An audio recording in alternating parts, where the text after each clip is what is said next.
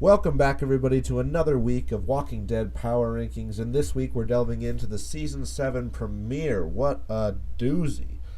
And after that, Season 6 of all the build-up, where's Negan? Who's Negan? Are we going to ever finally... Okay, so we finally see him. Okay, oh, well, they cut us off after only that 7 minutes in the middle of this big scene.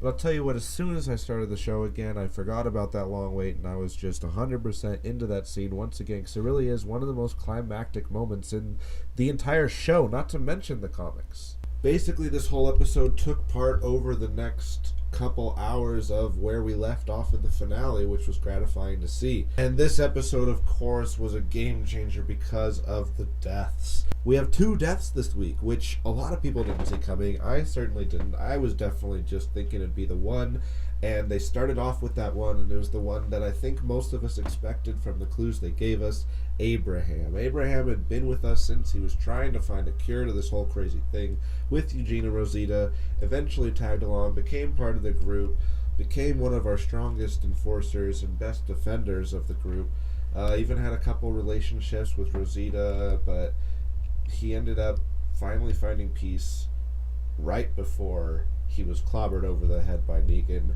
and he had one final line, "Suck my nuts," which Negan pretty much just laughed at, which I did too. I don't know about that line, but it's sad to see Abraham go, but not that sad, because, I don't know, I think there's better things in the future.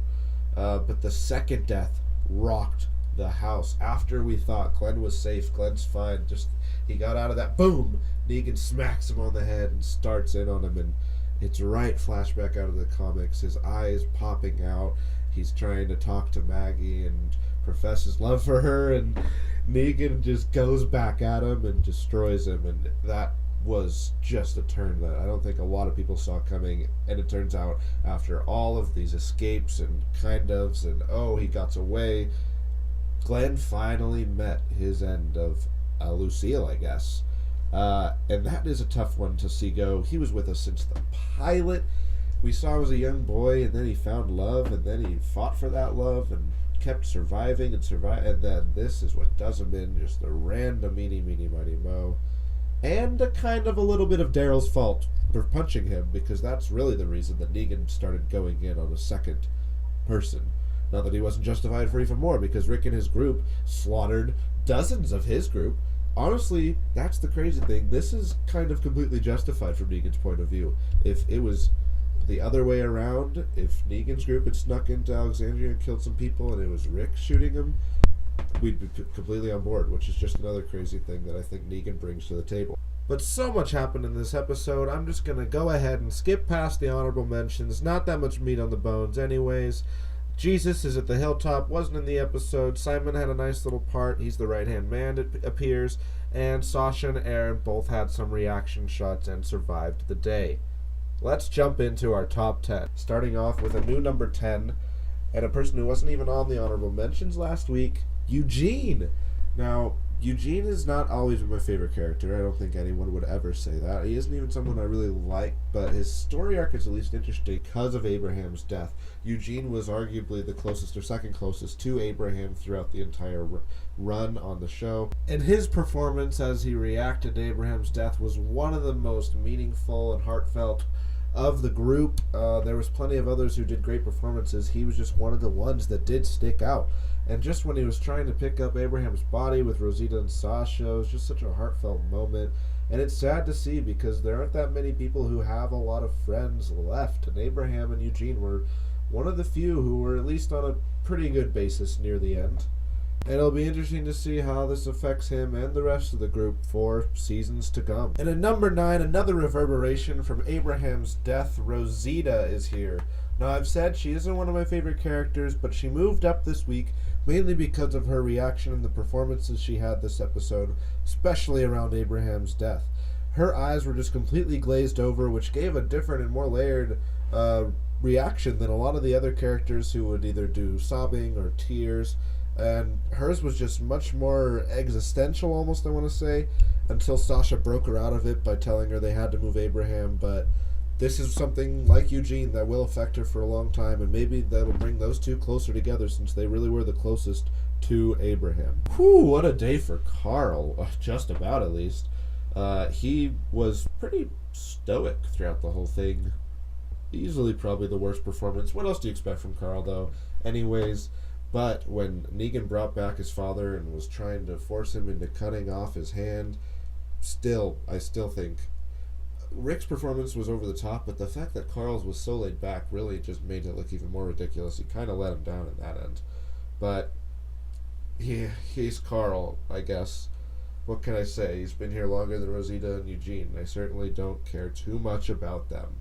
And finally, we get to one of my characters who I'm 2 feet in right now, completely invested in watching every scene on my tiptoes. Negan, what a week. Oh my gosh, Jeffrey Dean Morgan is absolutely killing it as this character right out of the comics. He manages to do it without even using the language, which I think is almost more impressive. And he really does show an incredible range just in this one episode, which is just a showcase for him, truly. It shows he's like this friendly, kind of dickish guy, and then he can just turn on you and just be done with you completely and, like, go get my axe, Rick.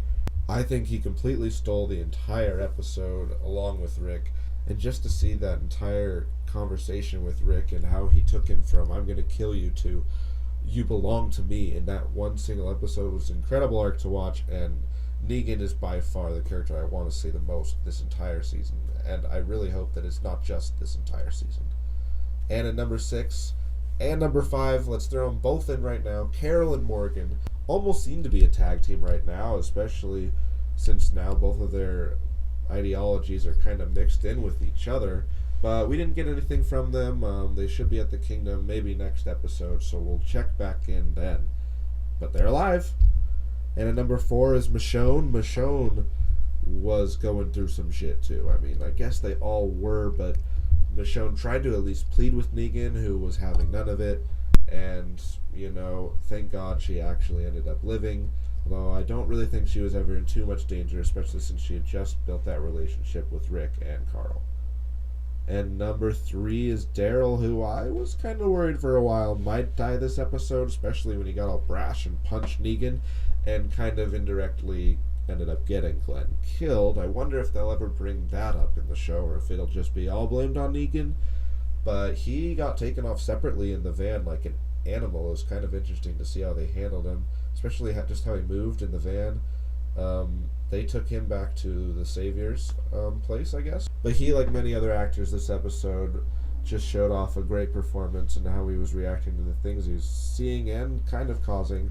And I'm sure most of the online fans are completely ecstatic that he made it through this one alive. Number 2, one of the characters who will be the most affected after this incredible episode is Maggie.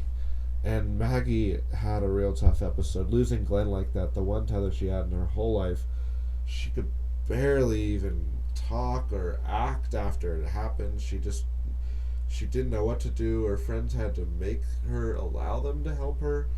And without Glenn, with this baby still, I can't wait to see what's going to happen, where she's going to go from here. But it's just so sad to see, and especially with that dinner scene, which absolutely killed me.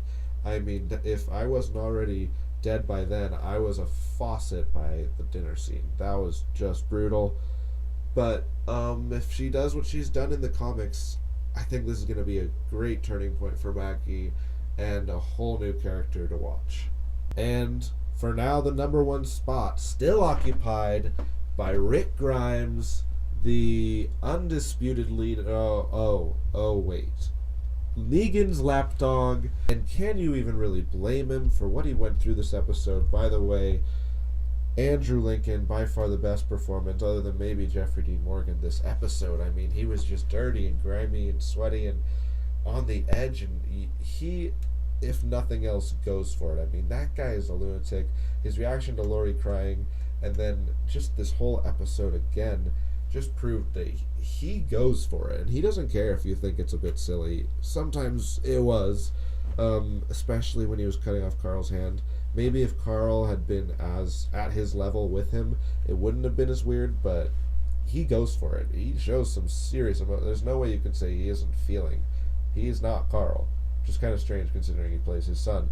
But now this is pretty much like Negan said, the first time in a long time that Rick isn't king. I mean, we saw some snippets from the next episode saying Negan's in charge, and this is going to be a culture shock to his entire persona and how he's acted for a long time. I mean, the whole Rick-tatorship is gone.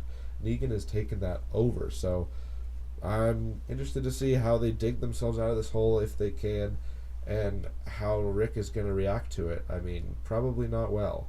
And we'll just have to see. Season 7, Episode 2, looks like some more Kingdom stuff. That'll be interesting. But till then, you guys can check out my videos here.